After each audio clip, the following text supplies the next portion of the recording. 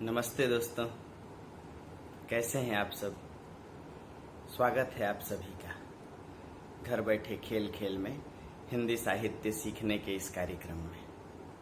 अरविंद मिश्रा अभिवादन करता है आपका। दोस्तों, आज का हमारा शीर्षक है नागार्जुन की रचनाएं। हिंदी साहित्य में नागार्जुन को यात्री के नाम से जाना गया। पूरा नाम उनका बाबा वैद्यनाथ मिश्र नागार्जुन था। यात्री इसलिए क्योंकि उन्होंने कई देशों की यात्रा की, भ्रमणशील रचनाकार रहे। जिस प्रकार कबीर, राहुल सांकृत्यायन और अज्ञेय भ्रमणशील थे, नागार्जुन भी भ्रमणशील थे। नागार्जुन का संबंध प्रगतिवादी और जनवादी कविता धारा से रहा है। आप समझ सकते हैं कि दर्शन के क्षेत्र में जो मार्क्सवाद है, वही साहित्य के क्षेत्र में प्रगतिवाद और जनवाद है। उसके केंद्र में लोक चेतना है, उसके केंद्र में सर्वहारा की पीड़ा है, शोषित पीड़ित मानवता की सेवा है। दोस्तों, प्रगतिवादी रचनाकारों में नागार्जुन सबसे श्रेष्ठ रचनाकार माने गए। तो इसके कई कारण रहे। आलोचकों ने माना कि जिसकी भाषा दुविधाग्रस्त होती है, वह साहित्य और समाज में सुविधा भोगी होता है, और जो साहित्य और समाज में सुविधा भोगी होता है, उसकी भाषा हमेशा दुविधाग्रस्त रहती है। नागार्जुन की भाषा दुविधाग्रस्त नहीं थी। समझिएगा, बहुत सहज बातें हैं। दुविधा का अर्थ क्या? जो शोषण के खिलाफ बोल ना पाए, जो अत्याचार और अन्याय को देखकर भी मौन रहे, तो समझिए ऐसे रचनाकार की भाषा दुविधाग्रस्त है। परंतु नागार्जुन की रचनाएं कभी भी दुविधाओं का शिकार नहीं रही। इसका मतलब हुआ कि उन्होंने व्यवस्था विरोध का बीड़ा हमेशा अपने सिर पर उठाए रखा। नागार्जुन व्यवस्था भोगी नहीं थे, बल्कि व्यवस्था के विरोध में अपने स्वर को उग्र रूप देने वाले थे। चाहे सरकार किसी की भी हो, सत्ता किसी की भी हो, यदि उसका स्वरूप अमानवीय था तो उन्होंने हमेशा उसके खिलाफ बिगुल फूंका। इसलिए लिखते हैं, लूटपाट के काले धन की करती है रखवाली, पता नहीं दिल्ली की देवी गोरी है या काली। इसलिए नागार्जुन ने लिखा, अब की कलयुग में रावण नंगा होकर ना चाहे, सकल सूरत वही है भैया, बदला केवल ढांचा है। दोस्तों, नागार्जुन को आधुनिक कबीर की उपमा दी गई। उन्हें नामवर सिंह जैसे आलोचकों ने आधुनिक कबीर की उपमा दी। आप समझ सकते हैं कि यह उपमा उन्हें क्यों दी गई होगी। जिस प्रकार कबीर अक्खड़ है, नीडर है, निर्भीक है, चाहे हिंदू धर्म की रूढ़ियां हों, चाहे इस्लाम पंथ की कमियां हों, दोनों के खिलाफ कबीर जिस प्रकार अक्खड़ता से अपनी बात कह रहे थे, उसी प्रकार नागार्जुन भी अक्खड़ रचनाकार रहे। जिस प्रकार कबीर की आक्रामकता, उनकी प्रहार क्षमता थमने का नाम नहीं ले रही थी, नागार्जुन की भी आक्रामकता आप सभी स्तरों पर देख सकते। गांधीवाद से यदि उनके मन में मोह भंग देखा गया, या गांधीवाद को लेकर के उनका मन असंतोष से भरा हुआ था, तो नागार्जुन जानते थे कि अहिंसा से और शांति से देश नहीं बदला जा सकता, शोषण खत्म नहीं हो सकता। इसलिए उन्होंने लिखा कि गांधी के भी ताऊ निकले तीनों बंदर बापू के, सकल सूत्र उलझाऊ निकले तीनों बंदर बापू। दोस्तों, नागार्जुन के विषय में यह कहा गया कि नागार्जुन कबीर की तरह अक्खड़, तुलसी की तरह लोक मांगलिक, निराला की तरह महाप्राण, पंत की तरह रसरंग संपन्न और प्रेमचंद की तरह प्रगतिशील थे। बातों को समझने लायक है दोस्तों।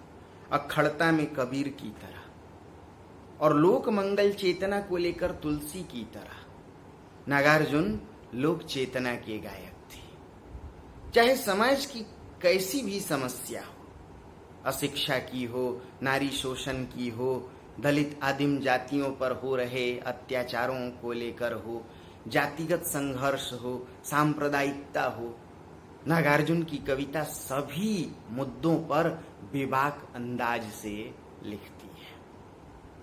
तो तुलसी की तरह लोक मांगलिक, लोक चेतना के गायक, यदि उन्हें लगता है कि शिक्षा नीति दोषपूर्ण है तो उस पर भी अपनी लेखनी चलाती है। घून खाए सहतीरों की 12 खड़ी विधाता बाचे, फटी भीत है छत है चूती, आले पर बिस्तुइया नाचे। इस तरह मिनट मिनट में लगा 5 तमाचे, दुखरन मास्टर गढ़ता है आदम के सांचे।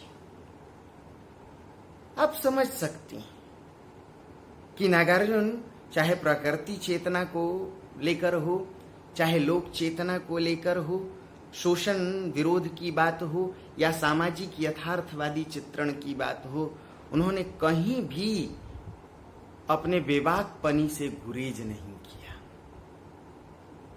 निराला की तरह महाप्राण, चाहे कितनी भी अभावग्रस्तता हो, चाहे कैसी भी समस्याओं हो, व्यक्तिगत जीवन की चाहे कोई भी दुर्दशा हो, राष्ट्रहित से नाता नहीं तोड़ा। जिस प्रकार निराला लिखते हैं, लखकर अनर्थ आर्थिक पथ पर हारता रहा मैं स्वार्थ समर, जाना तो अर्थागमो पाए पर रहा सदा संकुचित काए।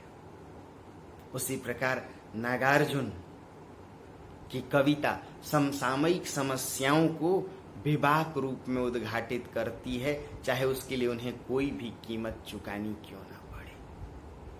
दोस्तों, पंत की तरह रसरंग संपन्न का अर्थ है, जिस प्रकार पंत प्रकृति के सुकुमार कवि थे, उसी प्रकार नागार्जुन की कविताओं में भी प्रकृति के प्रति उनका प्रवासी मन उमड़ता रहा है। हमेशा उन्हें अपने गांव, अपने क्षेत्र, अपने देश की प्रकृति याद आती रही है। उसके प्रति अमिट प्रेम उनकी रचनाओं में देखा जा सकता है। इसलिए लिखते हैं, याद आती मुझको लीचियां, याद आते मुझे आम, याद आता मुझको अपना तरौनी ग्राम। देश, नदी, खेत, सबके प्रति मानो उनमें एक ममत्व का भाव था। दोस्तों, नागार्जुन समसामयिक प्रश्नों से आंखें मूंद कर लिखने वाले रचनाकार नहीं थे। चाहे अकाल जैसी पीड़ा हो, चाहे हरिजनों की त्रासदी हो, चाहे सामूहिक हरिजन नरसंहार हो, नक्सलवाद हो, अलगाववाद हो, आतंकवाद हो, उनकी कविता सभी समसामयिक विषयों पर बेबाकी के साथ चर्चा करती है। इसीलिए उन्हें अखबारों के कतरन का रचनाकार कहा गया, भावों के आवेगों का रचनाकार कहा गया। उनकी कविताएं कभी बासी नहीं पड़ती, मानो करंट इश्यूज पर उनकी कविताएं लिखने को आतुर हों। और यही वजह है कि समसामयिक प्रश्नों के प्रति आकुलता और उन्हें व्यक्त करने की तत्परता नागार्जुन में देखी जा सकती है। दोस्तों, इनकी कविताओं के 3 प्रमुख विषय माने जा सकते हैं। नंबर 1, सामाजिक यथार्थवाद का उद्घाटन अर्थात शोषण का विरोध। नंबर 2, लोक चेतना। और नंबर 3, प्रकृति चेतना। नागार्जुन की रचनाओं में 3 रचनाएं सिविल सेवा परीक्षा में पूछी जाती हैं। नंबर 1, अकाल और उसके बाद। नंबर 2, हरिजन गाथा। और नंबर 3, बादल को घिरते देखा है। दोस्तों, 1950 के दशक में अकाल की जो त्रासदी या पीड़ा थी, उसे आप नजरअंदाज नहीं कर सकते।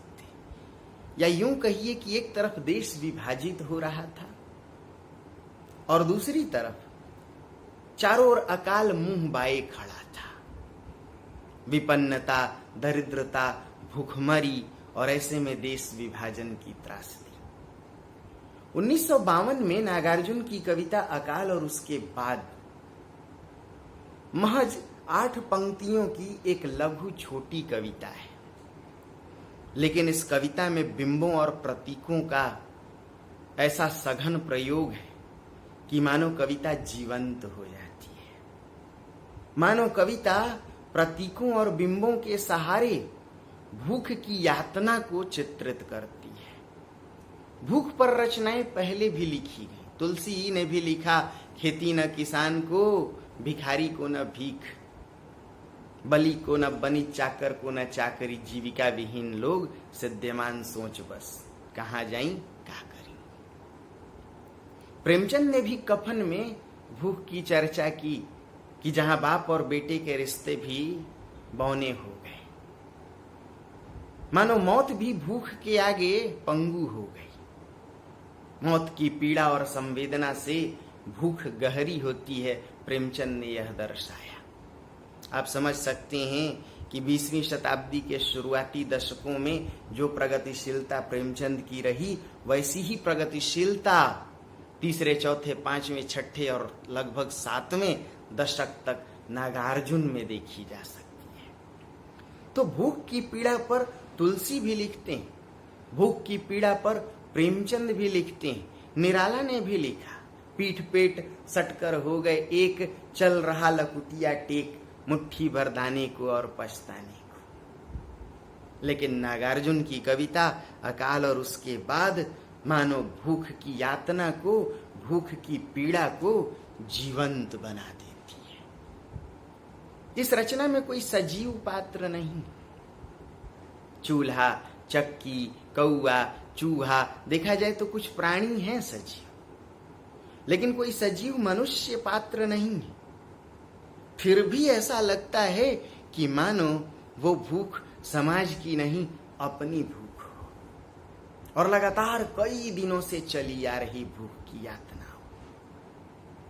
कविता की शुरुआती 4 पंक्तियां शुरू होती हैं, कई दिनों तक चूल्हा रोया, कई दिनों तक जैसे शब्द से, मानो यह यातना खत्म होने का नाम नहीं ले रही हो।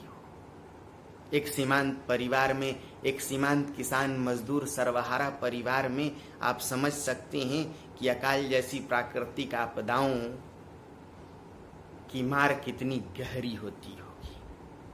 साधन संपन्न और सुविधा भोगी वर्ग प्राकृतिक आपदाओं से उतना दुष्प्रभावित नहीं होता, उस पर कोई खास फर्क नहीं पड़ता।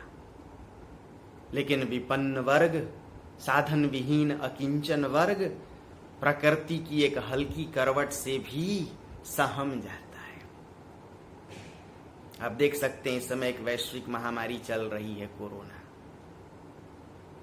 जो लोग मालदार लोग हैं, पैसे दबाए बैठे हैं, वो घर ही में लॉकडाउन का मजा ले रहे हैं। बड़े स्वादिष्ट लजीज व्यंजन बनाकर टीवी पर परोस रहे हैं, व्हाट्सएप मीडिया और सोशल मीडिया। परंतु गरीब बेचारा, जिसके पास माड़ भात भी खाने को नहीं है, सूखी रोटी भी नहीं है, वो क्या खाए, क्या परोसे। भूख से आंतों को सिमटे हुए अजगर की तरह केंडुली मारे हुए बेचारा छटपटा कर रह जाने को विवश है उसका परिवार। तो जो अकिंचन वर्ग है, जो जन सामान्य है, सर्वहारा है, उस पर प्राकृतिक आपदाओं का गहरा असर पड़ता है। इसलिए रचना की शुरुआत होती है, कई दिनों तक चूल्हा रोया, चक्की रही उदास। दोस्तों, अवध क्षेत्र और मिथिला क्षेत्र में चूल्हा का रोना, जैसा कि हम जानते हैं कि नागार्जुन मिथिला क्षेत्र के रहने वाले थे, मिथिलांचली थे, और चक्की की उदासी, ये मुहावरेदार भाषा है। चूल्हा का रोना अपने यहाँ यह संकेत देता है कि भारतीय समाज में यदि कोई गुजर जाए तो चूल्हा नहीं जलता। चूल्हे का जलना मानो जीवन की खुशियों का परिचायक है। चूल्हे में अग्नि का प्रवाहित होना मानो जीवन की अग्नि के प्रवाहित होने का परिचायक। चूल्हे का ठंडा हो जाना जीवन के ठंडे पड़ जाने का परिचायक है। और जीवन ठंडा हो जाए तो, जब कोई मर जाता है तो लोग कहते हैं अरे शरीर एकदम ठंडा पड़ गया है। तो कई दिनों तक चूल्हा रोया, ये एकाध दिनों की बात नहीं है, ये लगातार कई दिनों से चूल्हा रो रहा है। घर में अनाज हो तब तो चूल्हा जले, चक्की रही उदास। चक्की के दो पाटों से जो घर्षण की ध्वनि निकलती है वो भारतीय आदिम संगीत का परिचायक है।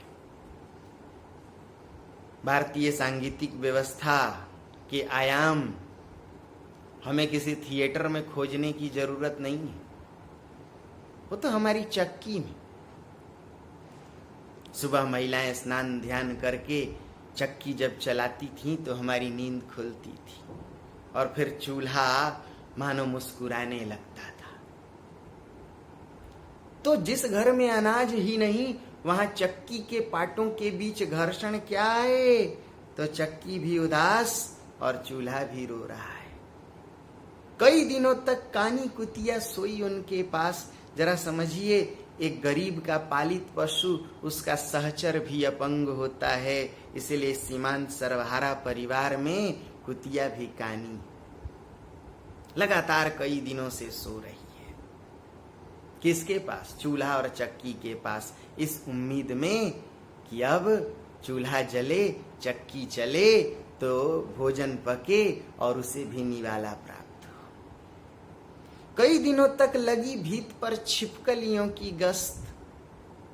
दोस्तों, छिपकलियां गश्ती लगा रही हैं कि शायद कोई कीड़ा मकोड़ा मिल जाए, परंतु किसान वस्तु विनिमय प्रणाली में जीता है। घर में अनाज हो तब तो उसे बाजार में बेचकर उससे किरासन तेल साबुन सर्फ सोडा लाए, लेकिन अनाज नहीं तो घर में सौदा आए तो कैसे? इसीलिए किरासन मिट्टी का तेल भी नहीं, इसीलिए दिया बाती नहीं और रोशनी नहीं तो कीट पतंगे बेचारे दीवार पर क्या करेंगे? इसीलिए छिपकलियां गश्ती लगा रही। चूहों की भी हालत रही शिकस्त। चूहे सबसे सक्रिय प्राणी माने जाते हैं, या यूं कहें कि हमारे सेठों महाजनों की तरह जमाखोर बचतशील प्राणी है। काला बाजारी और जमाखोरी को बढ़ावा देने वाले प्राणी हैं चूहे। अनाज हो तो उसे बिलों में ढोकर ले जाती है, चीजों को कतरते कुतरते रहती है। पर घर में अनाज नहीं, कोई वस्तु नहीं, तो ना तो किसी चीज को कुतर सकते हैं, ना अनाज का भंडारण अपने बिलों में कर सकते हैं। इसीलिए निष्क्रिय है, पस्त है उनकी दशा, शिकस्त है उनकी दशा। दोस्तों, कविता का जो दूसरा भाग है उसकी 4 पंक्तियां। दाने आए घर के भीतर कई दिनों के बाद। आप समझ सकती हैं कि इस पंक्ति के माध्यम से नागार्जुन ने सरकारी तंत्र और व्यवस्था की पोल खोलने की कोशिश की है कि प्राकृतिक आपदाओं के दौरान सरकारी तंत्र का ध्यान नहीं जाता। अकाल सिर्फ प्रकृति जन्य नहीं है, वह तो मानव निर्मित भी है।